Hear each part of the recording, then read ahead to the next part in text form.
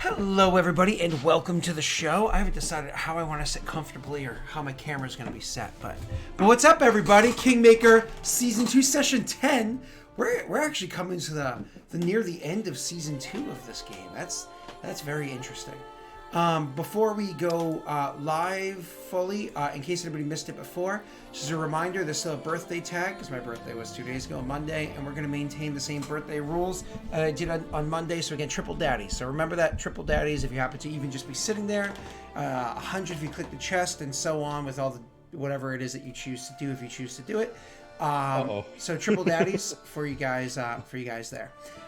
As for the, and then Daddy's Dice Pool, which suggestion, don't put anything into Daddy's Dice for this game. I think I have 10 currently, so don't suggest you doing it here.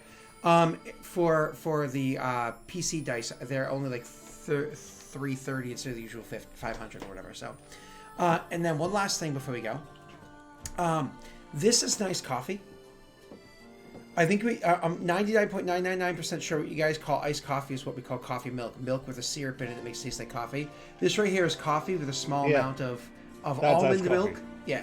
This is a small amount of almond milk as opposed to regular milk and cream.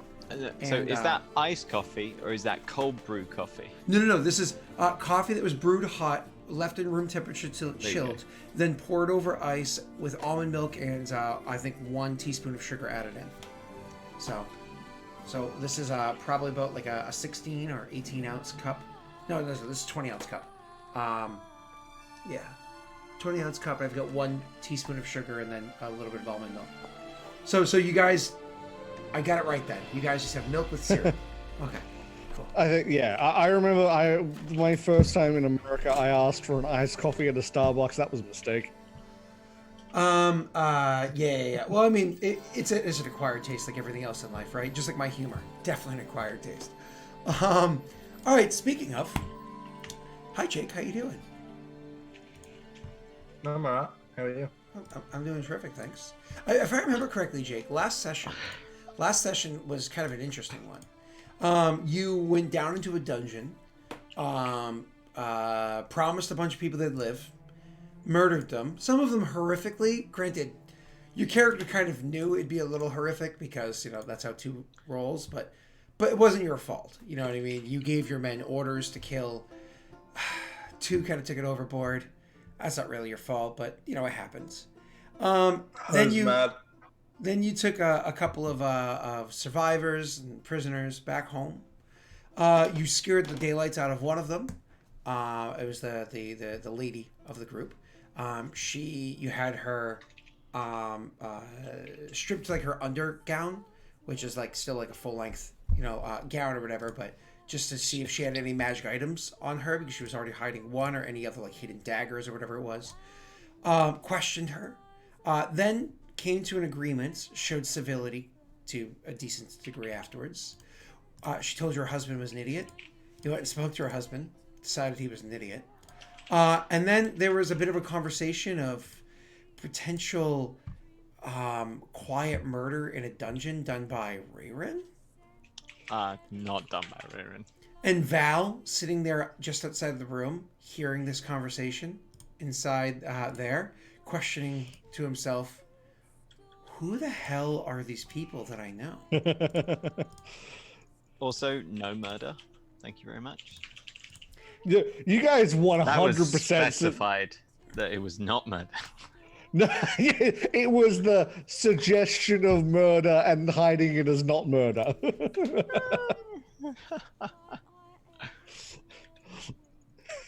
Yeah, exactly. So anyways, so you guys are heading out of the dungeon, picking up exactly where we left off. You guys were heading out of the dungeon, I believe because it was later in the day anyways. I believe the 2 of you, well, did you want to do anything else? After you spoke to her, she gave you, you guys came to a bit of an agreement. She told you her husband's an idiot. You spoke to him and you had him draft up a bunch of papers, which took a while, right? She's also working to draft on things, but she said, I'll need time and I'll need my books. And you said, okay, we'll bring them to you. It'll take time. So she's like, I'm not going to give you answers right away. I'm going to give you answers in a couple of days as I get them put together, so on and so forth. I think you even offered her a few days off. And she was like, oh my God, thank you. But he's already done drafting stuff. It took a couple hours, but you stood there. So now you have these papers. what are you doing with the papers? What are the two of you doing? So on and so forth from here, or you just go to bed. It's I'm late, gonna right? let them handle. Hmm? I'm gonna late, let them right? handle. Sorry. It happened again. Tesh, you go. I'm gonna let them handle the whole interrogation / getting information out of them thing, because definitely not an area that Val is good at or wants to have anything to do with. Gotcha. Neil. I mean, we're done for tonight.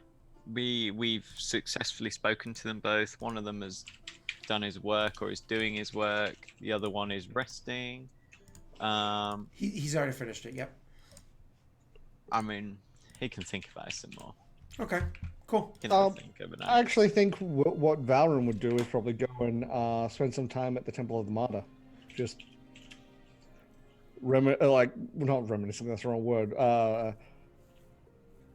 Worship. Going over everything that's happening. He's not one to just outright worship. So he's just going over everything that's happened, just ruminating. Yeah, ruminating. There you go. I was going to say more like a meditation, but ruminating's more accurate. All right, cool. Yeah. So you go and you do your rumination. You're Neil. You're heading out to probably go relax for the rest of the evening, contemplate the things that have just transpired. This brings us to Jake. Jake, they're leaving to go to one temple, probably to a bed. Where is it that you head? I had to talk to the guards that I brought with me and those that I rescued. I had them all go to the common area, so I got to talk to them. Okay, so you head to that direction. They're there. Mm-hmm. Alright, so as I walk in,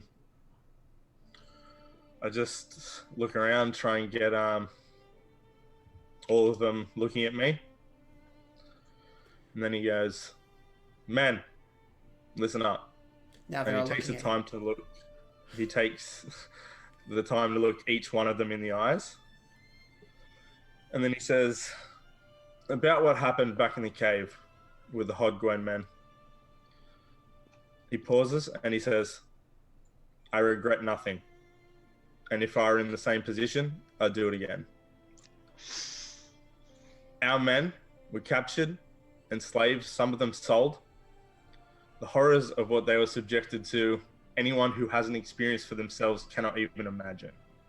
I, myself, and my companion too, were both enslaved when we were young. The things we saw, the things that happened to us all, was beyond horrific. As some of you bared witness to in the cells where they left the corpses of men and women who died from their torture and left as a warning to the others. Some of you may think that two went beyond what I asked, but let me tell you, everything that man did was better than they deserved. Some of you may question my decision, but I brought every one of you home. We lost no man. That brings me to my next point. You are my men, the soldiers and the people of Valorem. You fight for your nation to keep us safe, and I want you to know that your nation will fight for you. Any man taken from us will be taken back. Any man who is enslaved, his captors will have nothing but scorched earth beneath their bleached bones when we are done. I will not abandon any of you. Our brothers who are still missing will be found and returned to us. This is a promise. I am the chosen of Rogar, and you men are also his agents. You help break the chains and free your fellow man. Do not despair. I want all of you to go to the shrine and seek out too. He'll talk to you about what this means. And as long as you call these lands home, we, the chosen, will protect you. And then he says, may Vrogar watch over you all and cast bless. Now, I assume cast bless was an italices thing as opposed to what he actually says. Yep. Beautiful. Beautiful, beautiful, beautiful. I honestly... Jake for First Minister. I won't even have you roll diplomacy or anything like that. It was well scripted. So The men feel kind of like they emboldened. You can clearly tell that at first they're like, and then like, ooh, and then when you kind of like give the promise that the others will return, that anything coming, more or less. But these are horrific things that transpired, but they transpired for a reason, and they transpired against our enemies. And then all of our flock will always be guarded against such things, against such people, so on and so forth. So it's kind of like the overall feeling. You can see that they are emboldened by it. I mean, you can roll a sense motive. First roll of the sesh.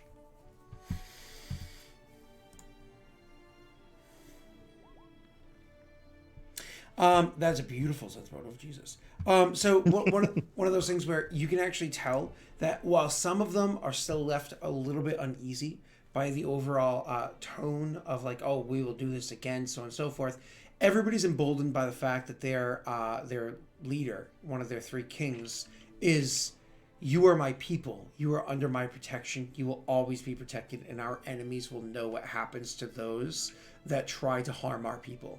Like, there's a very heartwarming aspect of that, you know what I mean? And so it gives a bit of a national pride to them. All right, so anyways, you could, of course, go and retire for the evening. Now, as I was saying beforehand, 2 is currently setting up his ceremony going on. This is a ceremony that he's personally running. I imagine somebody can go and aid with it as well. We didn't discuss this beforehand, but you guys are welcome to, during the kingdom phase when we get to it, have somebody handle this ceremony to see if you can juice a little bit more out of it. Would you choose one of your rulers to go and do such a thing? Would you choose one of them? I think you wanted Jake to go and handle it. Yeah, I would. Okay, so what that means is that it's not just 2 that's there. It means Jake spends a considerable amount of time down in the Temple of Rogar as well, watching over stuff, kind of like guiding people in worship, trying to convert others that are visiting the city, and so on. So that's taking place, and honestly, we can allow a few days to slide because that's how long we want it to happen for what's her name, the lady, to rest before she where is that? I had like a notepad, but now I don't know what happened to it because my computer shut down at one point for an update. I'll figure it out later.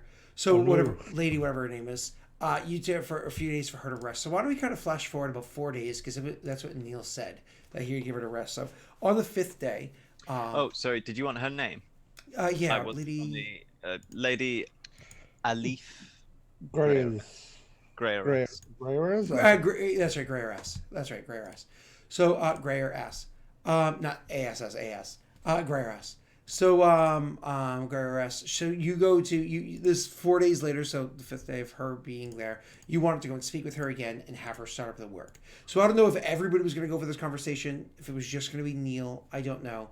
But we can jump forward to that bit, and then we can see if there's other things to work on as well, which I'm going to get to. So other things transpire in the kingdom. Rayrin would certainly go and see her. He wouldn't explicitly invite the others because he knows Varen finds this sort of thing unpleasant, and one is less than tactful, and has already served his role in terrifying her. How long has it been? 4 days. She's been in that cell, and she hasn't been forced to do any work at this point in time. He literally just gave her time to kind of like rest, and because she's been like behaving herself, whatever it is.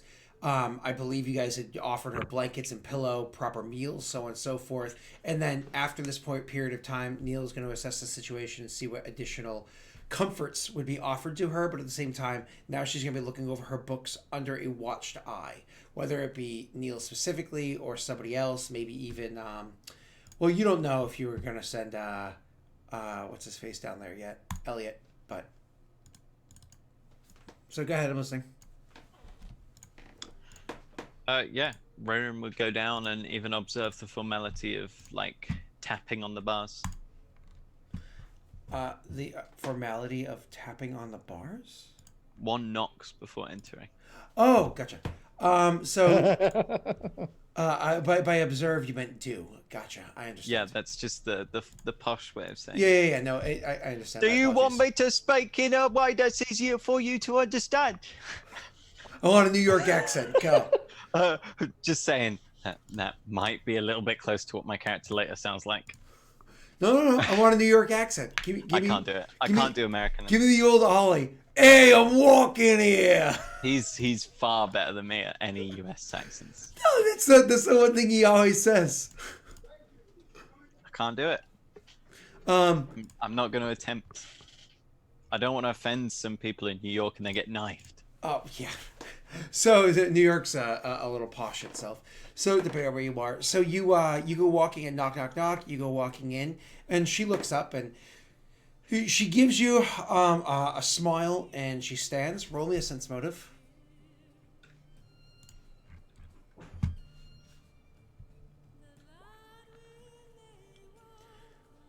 She actually has a crossbow under her pillow, and she's ready to now. So she gives you a smile, and she stands. You can clearly tell she's bored out of her tree, and it's one of those like you come walking in, like the knock knock probably like was barely shook her out of whatever daydream she was in, and you walking in like, huh? Oh yeah, smile, yeah. Definitely like this whole solitary confinement. You're in your own head. You're starting to go nuts. Think about that. With the exception of like a guard that stands outside of the room, you know, like it is very, very stuck in your own head for countless hours, for days. You know what I mean? It's definitely off-putting for somebody's psyche, which is why prisons use that as a punishment. So you come walking in, and you can see that she's definitely put off.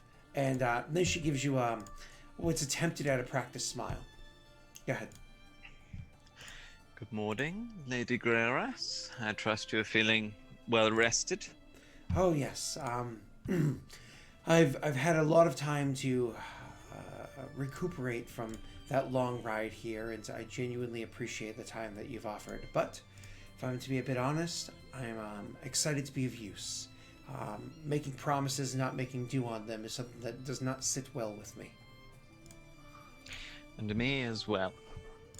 Now, I believe we need to retrieve your things. One will have brought some of the documents, I believe. Mm-hmm. However, you suggested that there might be more that we should acquire. I think it would be wise for me to have access to all of them. I think it'd be wise for me to have access to everything. That way I can give you all the appropriate details. There are many things that I recall, but we make notes for a reason because it can't all be locked in the mind. Very true. This is a dungeon master that doesn't do notes. Ravenwood, oh yeah, so to the PC that has 2 pages full of notes. Raven would sit at the end of the bed. That, you know, it's not expensive. It's a cot at this point. You know, sit at the end of it and then open one of his books. Now, what would it be that we should be looking for? You wanted to know the details of Hodgwen, who's in charge of, and what they're in charge of, the persons that are connected to them, ways to get to them, ways to undermine them, the basics of the commerce, how it is you could undermine that, but overall the ways to sway the hearts of the people. All of those details are going to have to be piecemealed together from the different tomes that I have. I keep a pretty strong ledger. It's the way that you do politics in Hodgwen. You need to know your opponents and pressure them to the direction that you'd like. Beyond that, you're of course going to keep you're curious about what happened to your peoples. I would have notations of who it was that we did interactions with and where it is that they're stationed, what house by that I mean. Beyond that, I don't have any details. They keep those ledgers. I see. So you require your ledger? Honestly, and I'm not trying to be difficult, all of the books except for what it is that the mages were working on. Those I have no interest for this endeavor. And where can all these documents be located? They were all in my, we'll call it estate, north of Hodgwen. Most of it was taken by your companion, the other chosen. He gathered most of it. If you would like, the people that he had gathering the things weren't exactly careful. If you put me into a room with all of them, then I can separate what I need from what I don't, and then if you would like, again under supervision, I'd be more than happy to work on it here or wherever you would please, and I could go over the stuff from there. Having access to all of it, especially if I could have it organized on a bookshelf or two, that would make it so that I can get you faster results. Okay. So we should send some men down to retrieve the other documents. There's no hiding places that they need to check? No, as a matter of fact, when we were there, your companion and his companion, they actually discovered something that we never knew existed. Oh? You'll have to speak to him about it.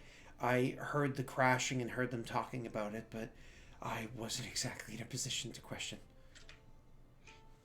Very well. It will take some time to secure these documents. We can have what we have brought to you now.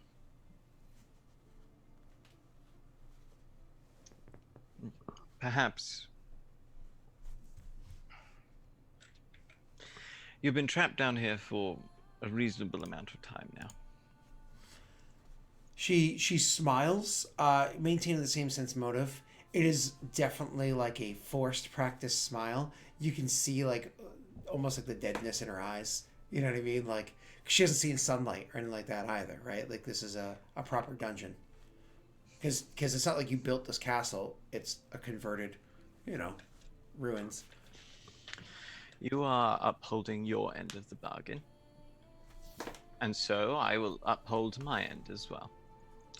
Perhaps you would care to accompany me upstairs, where you may stretch your legs, have something from the kitchen, and perhaps have a peek out a window. You will be accompanied by me and the guards, of course. But I hope this is a notion of the goodwill I bear. She just nods and a slight bow, just out of respect, showing agreement. Raren would proffer his arm. Mm-hmm. She's a noble lady. Yep. It's funny. She takes the arm, and obviously there's a bit of an odor to the woman. She's been locked in a cell after being traveled on the road and so on and so forth. But you're gonna be kind about it. Either way, it's one of those things where she's been walking in the cell. The cell's not large, so like she hasn't stretched her legs to a degree. But definitely after taking a dozen or so long strides, you can see like her legs actually lock up a little bit, because being stuck in a tight space for a long time does have an atrophying and effect on your joints and I should say like the tendons and muscles. So it's one of those things where she definitely needs the next like few hundred steps or so a bit of aid. Then after, it's almost like she gets the swing of it, even if the muscles end up being a bit sore. She has the swing of it, doesn't really need it, but it's more proper. You escort her. You escort her.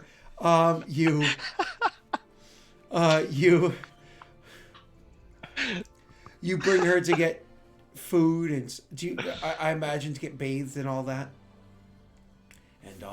jazz.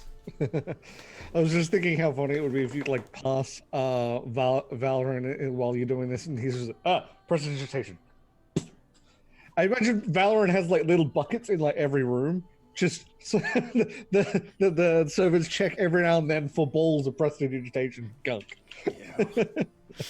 They put the buckets in the room and say, "Chosen, please the bucket." It's funny. You know what I realized at my, how like I occasionally like break in. This was more during Doxy's stream when I did Kids on Bikes, but I occasionally just like if a song like triggers in my brain, I say a few lyrics of it or whatever. It's just something I always do.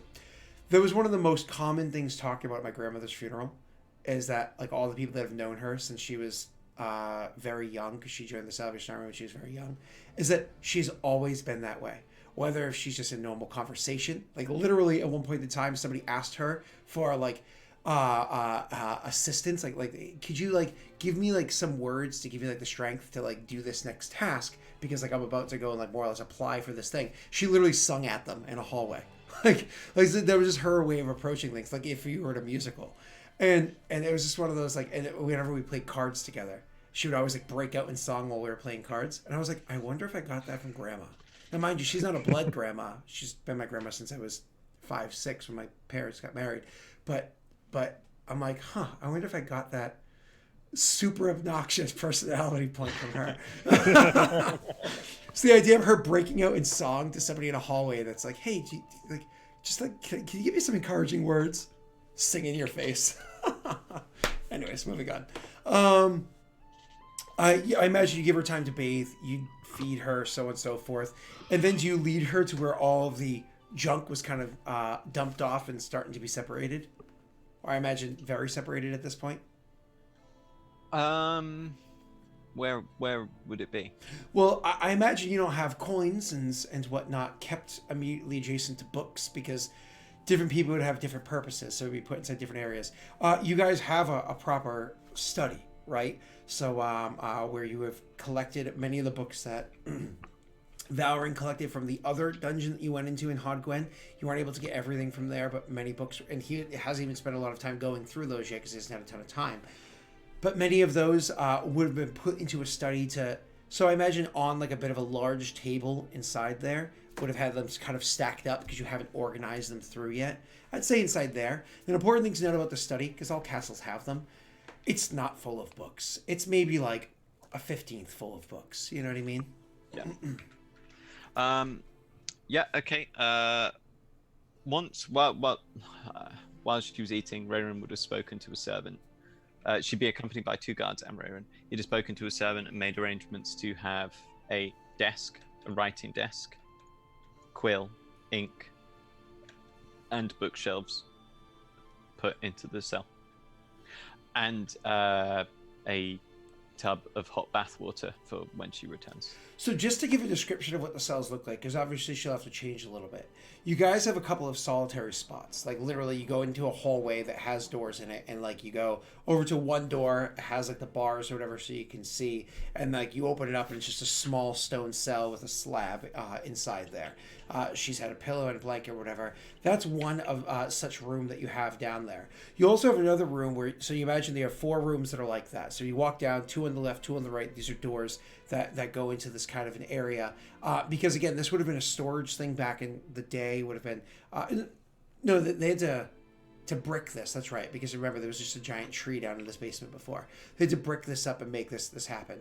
Then there's a door at the end that opens up, and it opens up to a room that actually has like a few different cells inside of it, like bars put in inside of it, where each barred area can have a few people inside them, but they're separated. So it's a much larger room. So what you would do is you'd end up putting her into that back room where there's like, it's more open, and you would have her situated inside like one of the big barred rooms that are set up, and then kind of like that would be where it is, as opposed to like the individual spot where she was before. Yep. And her husband would stay in the individual spot, I imagine. So yeah, they would of course carry furniture or whatever it is down there to do whatever it is that you had asked. Now you can imagine carrying a desk down to there is going to be interesting because it's not designed for, but they do it, or they build one down there, whatever. So they get that all situated.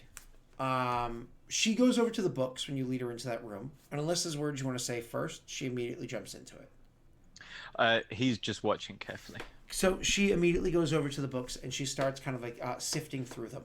And the first like several minutes, she'll say like a comment or two of like light, just trying to be not awkward as she's like going over this stuff. So just making that kind of like small talk situation.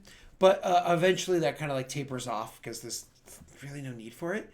And she just like goes separating between all of them. When she's like near complete, She'll have, you'll notice that there's been a very obvious 3 piles that are put together there. One pile much larger than the other 2.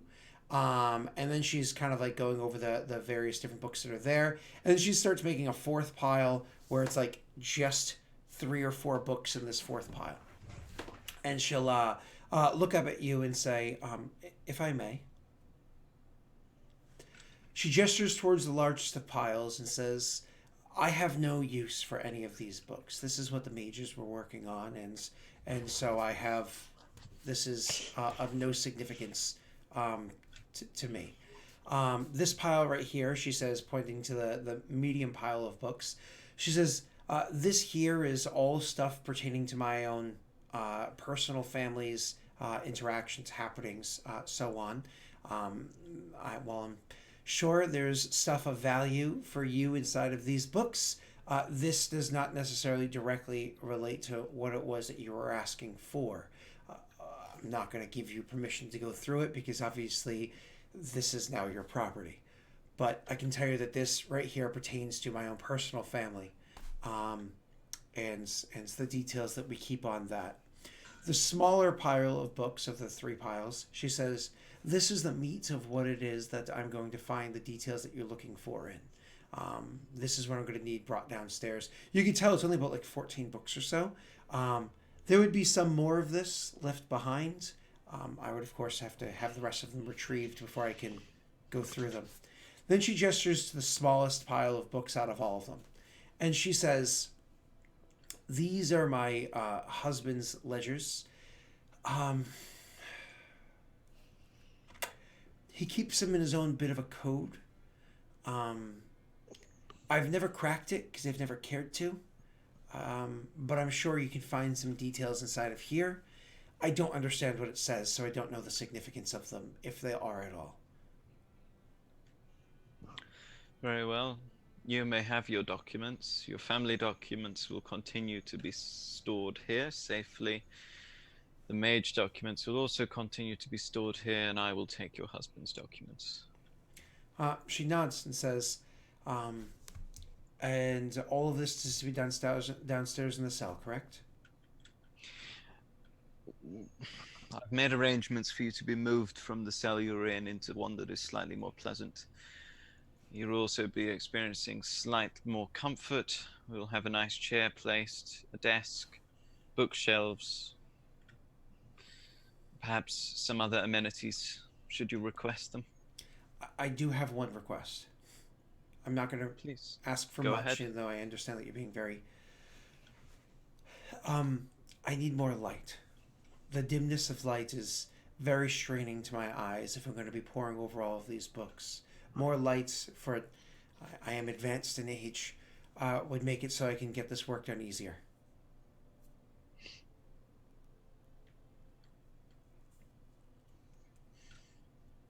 We will see what we can do. She nods, and then obviously the guards carry the books downstairs, and she follows them down, having bathed and changed and a full belly and feeling a lot better. She goes through all of that. She will make small talk with you on the way down before you finally depart with her and say, I imagine over the course of the past several days you've had a moment to speak with my husband. I have. How did that go? I made a deal with you for a reason. You appear to be astute. If you don't offer anything else, she doesn't ask anything else. And she'll go down. Okay. Going back to you guys here. Now, obviously, you would have poured over what it was in value that was kind of gathered from this supply of stuff. And so we'll say, like, because this was, like I said, we're gonna jump to the next day for finding out what the value of all that stuff is. However, before that transpires, before we get to that next day, later on this day, because that was many hours you would have spent with her, Neil. Later on this day, you would have Kithel. My apologies, not Kithel. You would have a guard come bursting into the throne room.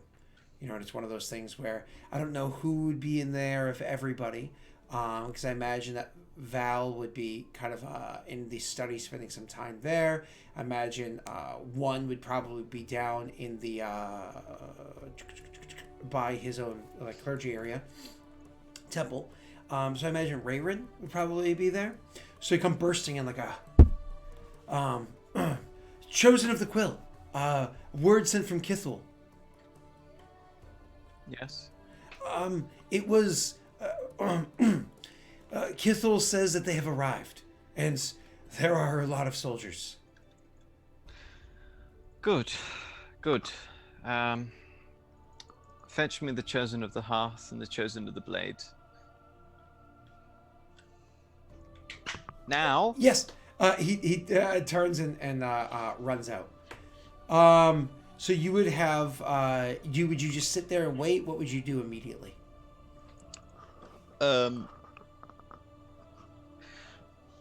He would probably speak to the head servants. Okay. Prepare. Yep. We're about to be receiving guests. Of course. And then I think he would wait, because he's obviously asked them to be brought here. Like, leaving is just dumb. Quick, bring them here, and then walks off. I'm out. Peace. Goodbye. Nope, you're fine. So the servants do come rushing into wherever it is that you are, Val, which would be further into the castle. So it's one of those things where you're kind of told and you come bursting in. Kithul had sent word, chosen of the quill wanted me to come in and collect you. They've arrived. The people from Vigil have arrived. Thank you. Continue, and I'll stop packing up and get ready to go to the throne room. Looking out your window that you would have in there, you would actually see, down and beyond, because there's a lot of people moving through your city. Roll me a perception check. I can do that. If I can find... Oh, that's right. Perception, once again. I just have to realize it's hidden. It's the one stat that's hidden. You mean you have to perceive perception? Yeah, it's got text over perception. Yeah, because the one thing of yours. Yeah. So you go walking. So you look out the window and you kind of like catches you like, oh, and you kind of take a moment and you look down in that direction, and you see that there are a score of soldiers marching through your city in two file, like double file. So there's 2 rows, each with 10 men inside of them, inside of it, following behind 2 people on horseback. One of them is somebody that you know quite well. Leon has returned. General Jaeger is here. And sitting next to Leon in very, very finely crafted armor. I mean, that quality of you believe it is some type of field plate. Maybe it's actual field plate, maybe half plate, maybe full plate. You're honestly not well versed in that kind of stuff. But some very finely crafted plate is you can see a woman that's there. Helmet is on, but her handsome features can be seen from the distance. And big billowing cloak off of her backside, riding cloak off of her backside, and it's definitely a large sword strapped to her side as they finish like riding up to the actual steps of the castle, where it's not uncommon to then ride the horses up the castle steps and to dismount at the top of the steps. So her and Leon are starting to do exactly that, with the soldiers marching up behind. You finish packing up quickly because obviously you don't want to be left behind. I would make a point. I am going to bring the sword that they gave with me. Mm-hmm. And make sure that I have that with me, just as a note. Okay. And they start riding up. You finish your details. And here's a quick question. Would you properly finish packing your stuff away and then go down? Or would you, I'll leave a couple of them out and then make sure I'm down there for their entrance? I would make sure I'm down there for their entrance. Okay. So typical Valorant, little frantic. Mom's on her way home. Mom's on her way home. Screw it. No, Mom. I'm just sitting here all the time. It's my organizational system. Look, only I understand it. It's just a pile. And so you're going to be there for when she walks in. Now, when you're down there, one of the soldiers comes walking up to you and 2, and says, "Chosen of Blade, may I have a word with you?" Yes. Kind of steps like 3 steps to the side from 2. 2 just watches because he's like, oh. And he's like, Chosen of the Quill wanted me to summon you to the castle. They've arrived. The soldiers have arrived. What soldiers? Those of Vigil.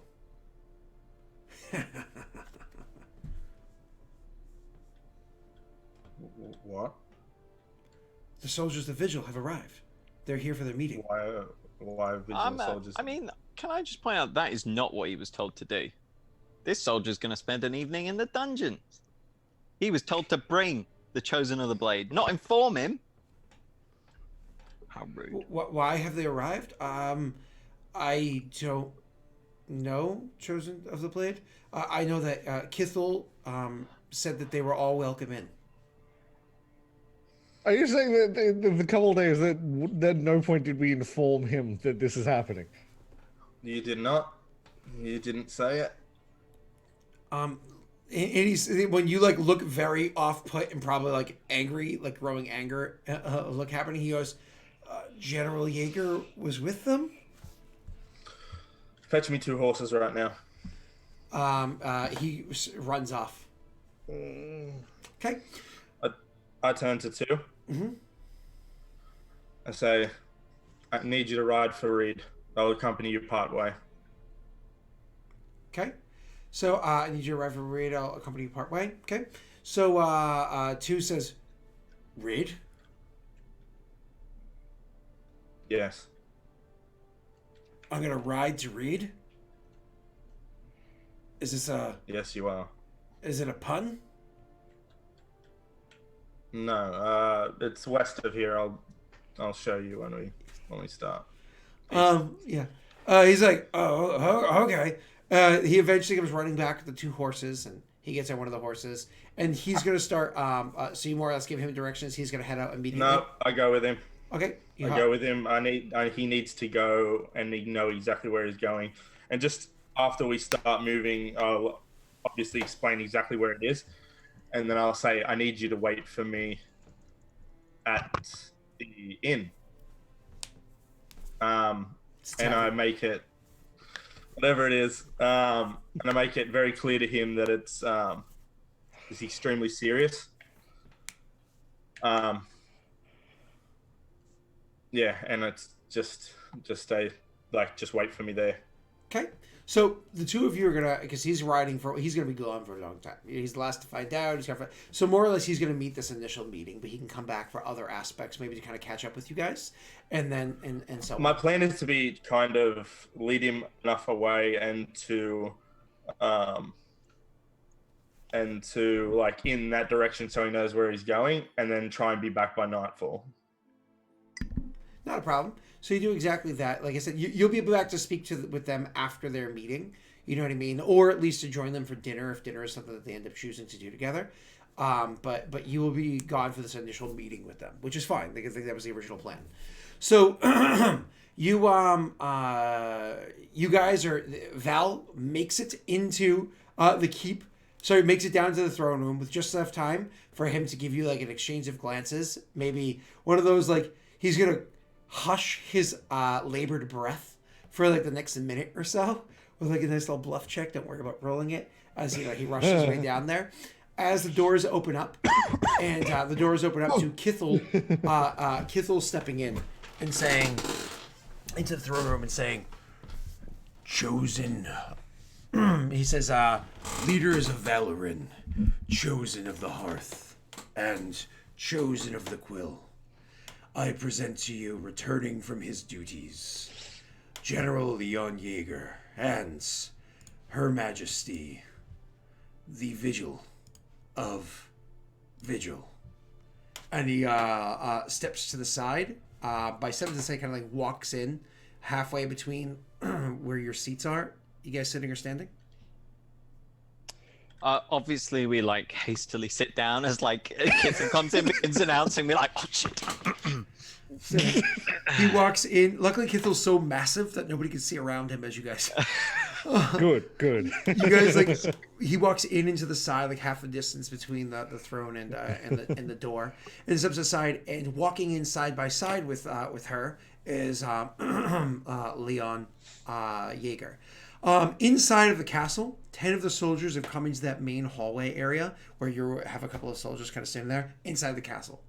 10 of the soldiers are outside of the castle, immediately outside the front door, where the two horses are kind of like being held right there. Just the two of them come walking in. The woman that comes walking in is not very impressive in size. She probably stands at about like 5'4" or something like that. Nothing particularly tall. She's wearing very well crafted armor. She has a very masculine look to her, you know what I mean? Just like the shape of her face, the strength of her jaw, and so on. She's a very masculine look to her, but it falls on her in a very handsome way. And I use the word handsome specifically. Her, as she removes her helm as she's walking in, as to not be disrespectful, you can see that she keeps her hair kind of short, and she has, again, a very serious look to her face. Every step that she has walking in, this is a Rayrin thing, that she has walking in is a very practiced step. She knows how to wear the armor. She wears it well. It's like a second skin to her, like somebody who's raised to be a soldier from a young age would do. But at the same time, just like the way that her shoulders are thrown back, the way that she kind of squares herself off, just every bit of her posture doesn't suggest directly soldier. It suggests directly a person that is comfortable in this scenario, right? This is clearly a diplomatic woman that you have before you. She comes walking in with Leon Jaeger comfortably walking beside her. He, on the other hand, has a soldier's step. You know what I mean? It's one of those, you might think that she was a soldier if it wasn't standing in contrast to his very soldier step side by side. His helmet was already off before the doors were opened and held by his side. It's actually kind of, I want to say, strange. Seeing the two of them side by side. Him being a former general of Paradel. The way that he walks, everything about him screams Paradel Army. Even though he's retired and now works for the two of you. And of course your companion as well. Screams Paradel Army. If he was wearing Paradel armor, you would say, this is a Paradel soldier. The fact that he's wearing your armor is what makes it so strange, right? Actually, technically speaking, he's even wearing his old, I think he's actually wearing his old Paradel armor yeah, that's right. He's wearing his old Paradel armor that's been kind of slightly changed to it. That's right. So it screams Paradel. She's wearing armor that's not as old as his. It's not as worn as his. It's actually very new and well crafted. Doesn't look like it's ever seen combat. She screams Paradel military as well. It looks like you're having two soldiers of the Paradel army walking in here, if you didn't know better. It looks like they're longtime old companions walking in side by side by each other. With the I'm glad one's not here right now. Yeah. And with them walking in, why don't we take our first break? We'll be back. Doo-doo.